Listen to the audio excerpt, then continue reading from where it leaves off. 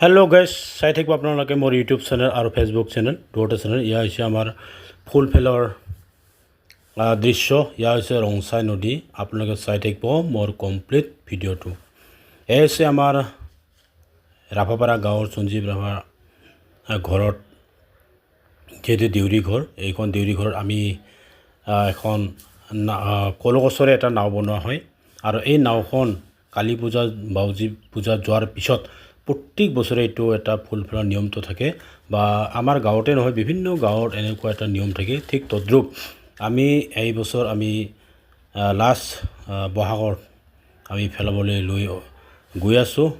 ৰাভাপাৰা গাঁৱৰে এটা দায়িত্ব, আৰু এইটো আমি বাইদা চাৰিপাৰা গাঁৱৰ পৰা, অৰ্থাৎ দীপকে গাঁৱৰ পৰা আমি ৰংচাই নদীলৈ লৈ যাওঁ। প্ৰত্যেক বছৰে ইয়াৰ দৃশ্যখন দেখা যায়। দলে দলে যোগদান কৰিছে এইখন ফুল পেলোৱা দৃশ্যত। আমি দেউৰী ঘৰৰ পৰা গৈ আছোঁ। আজি এটা নতুন দেউৰী বৰ্ড আছে আৰু নতুন দেউৰী পাইছে। ইতিমধ্যে আমি লাহে লাহে ৰাভাপাৰা গাঁৱৰ পৰা গৈ আছোঁ। এইখন আমাৰ বাইদা গাঁৱৰ এটা সুন্দৰ কৃষ্ণচূড়া ফুল।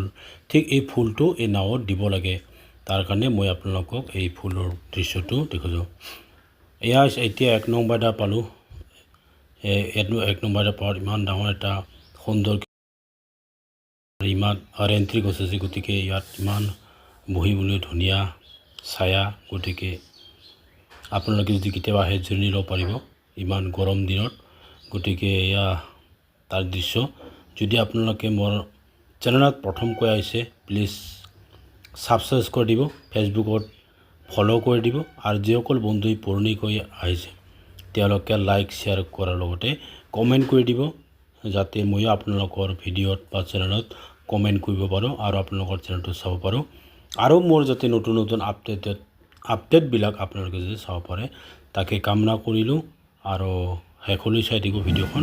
আমি ৰংচাই বজাৰৰ কেনেকৈ আমাৰ ফুলফিলৰ নিয়মটো দেখাব।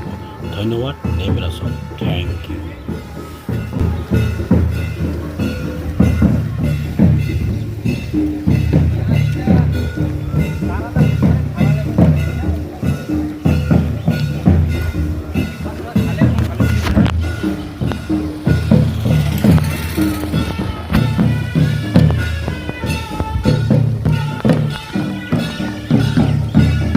আলু বোনটা যে